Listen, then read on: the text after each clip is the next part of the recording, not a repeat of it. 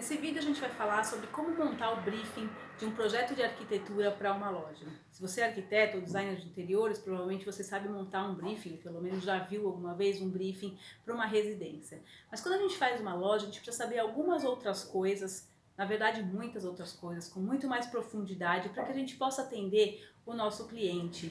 E aqui eu listei algumas delas e vou passar por você rapidamente para que você entenda o contexto geral. Eu não vou te dar as perguntas que você tem que fazer, eu vou te dar o que você precisa entender e aí você faz as perguntas para o seu cliente, tá bom? Bom, isso aqui tá todas as perguntas, obviamente nem todos os seus clientes vão precisar de todas essas perguntas, às vezes o seu cliente é a primeira loja e ele não vai saber muitas dessas coisas, às vezes já é um lojista já experiente, que já abriu várias lojas, então ele vai conseguir te ajudar muito mais fácil.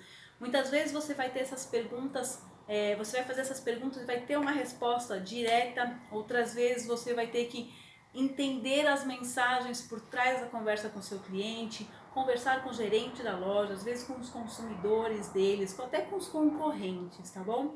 E assim, uma dica que eu te dou é: não pense que você fazendo essa entrevista, né, essa conversa com o seu cliente, que é melhor que seja presencial, se for a primeira vez que você está tendo contato com esse cliente, se você não tiver um bom relacionamento com ele, não pense que essas respostas vão vir assim de pronto, que você fez essa conversa e aí no mesmo dia você vai ter a resposta e vai começar o projeto. Não, deixa seu cliente pensar um pouquinho sobre isso, algumas dessas perguntas vão abrir a cabeça dele para novas possibilidades. E aí é melhor dar uns 2 dias, pelo menos, conversar novamente com ele, ver se ele teve outras ideias, se ele quer complementar alguma coisa, antes de passar esse documento para ser assinado e aí sim você começar o seu projeto preliminar, tá bom? Então vamos começar. A primeira coisa que a gente precisa entender é o espaço, né? Se a gente vai fazer um projeto para uma loja, a gente precisa de um espaço independente, se é loja ou residência.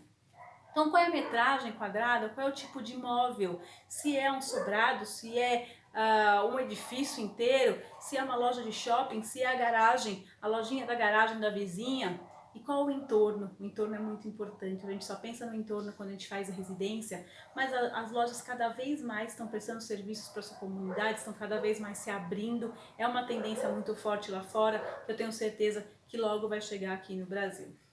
Segundo, a gente precisa entender a marca. E aqui eu falo marca e não o lojista em si, tá? A gente precisa entender a história dessa marca, como é que ela surgiu, qual é o ramo dela, como é que ela começou fazendo as mesmas coisas que ela vendendo, as mesmas coisas que ela vende hoje, ela começou em outro ramo, passou por alguma dificuldade, superou alguma dificuldade, tem alguma história que merece ser contada nesse projeto?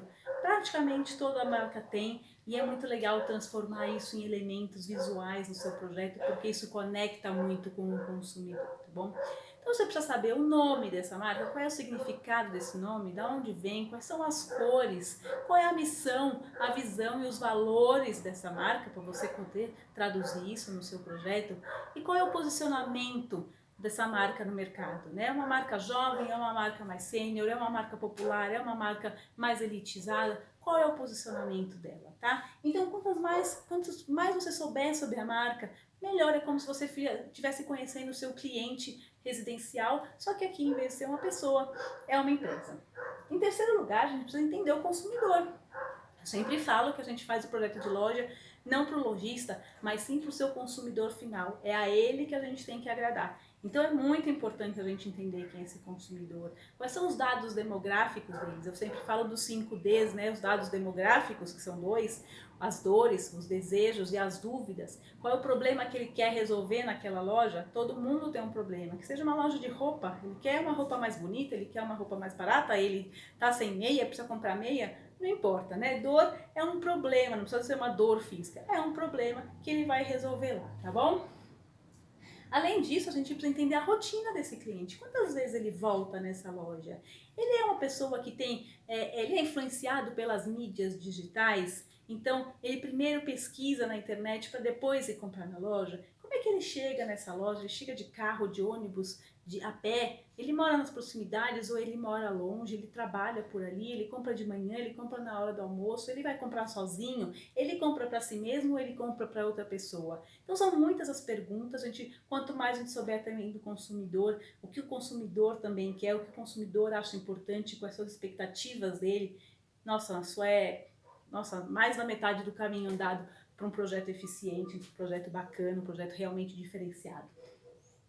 Depois a gente precisa entender o mercado que esse lojista está inserido, né? Se é uma loja de calçados, como é que é o mercado de calçadista, por exemplo? Tem muitos concorrentes? Qual é o porte dos concorrentes desse seu cliente? São lojistas maiores? São lojistas menores, mais bem posicionados?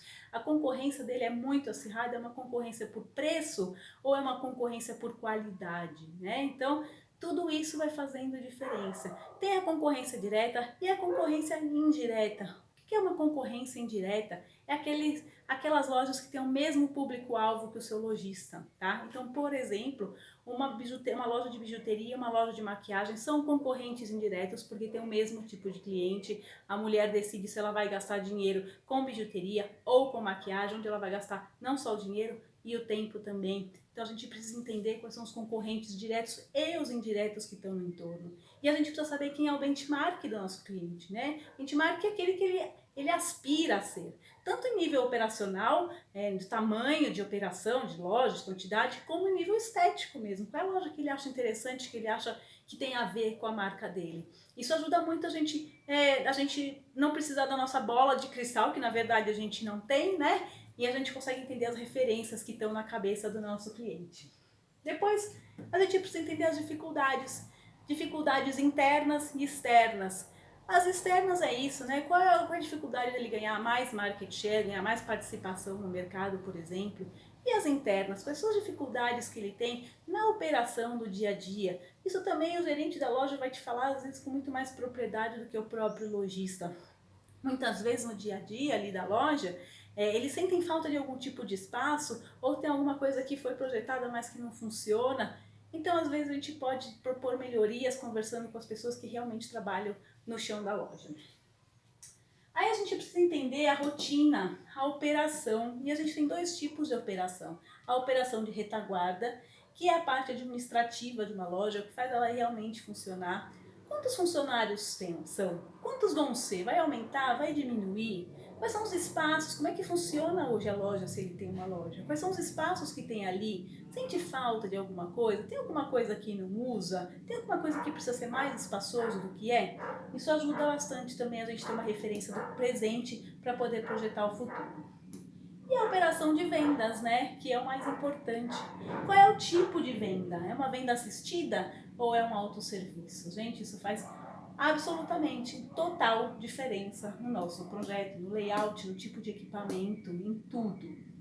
Qual é o sortimento que é vendido ali? A gente vai fazer uma loja de roupa, é diferente de fazer uma loja de fogão, por exemplo, né? Os equipamentos, o espaço que aquilo ocupa, a variedade, quantos SKUs precisam ser expostos na loja, com que frequência isso é alterado, é um sortimento que ele é fixo, são sempre os mesmos produtos, ou é um sortimento variável, porque é de terceiro, é terceirizado e vai variando.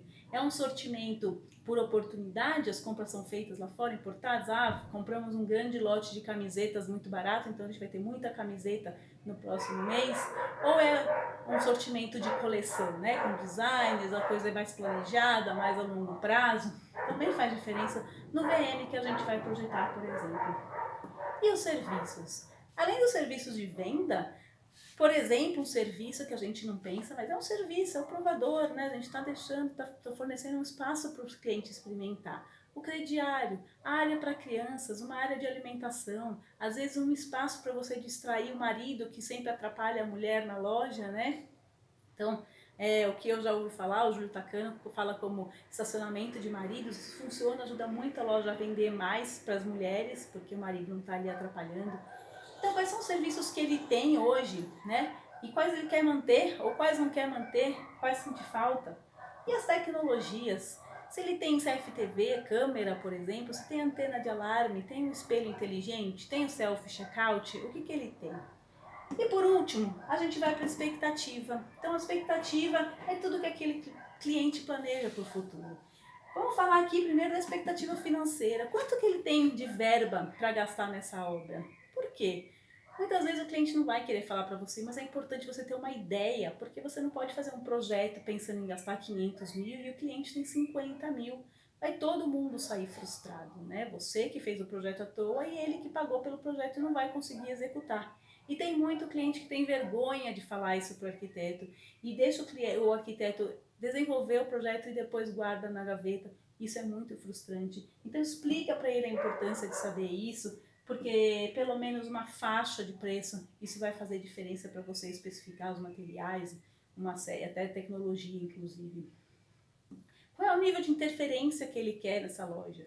Ele quer reformar totalmente ou ele quer só dar um tapa, dar uma pintura, mudar os manequins, por exemplo, né? Então isso aqui é imprescindível para a gente saber. E a operação? Isso aqui que a gente falou, operação de retaguarda e operação de vendas. Ele vai manter, ele vai aumentar, ele vai diminuir. Tem outros serviços que ele quer oferecer, alguma tecnologia que ele quer incorporar? Se ele não quiser, ou se ele não conhecer, porque muitas vezes acontece isso, você mesmo pode sugerir. É nosso papel sugerir melhorias. De repente levar ele para conhecer uma loja que tenha uma tecnologia, um serviço diferenciado, uma customização, por exemplo.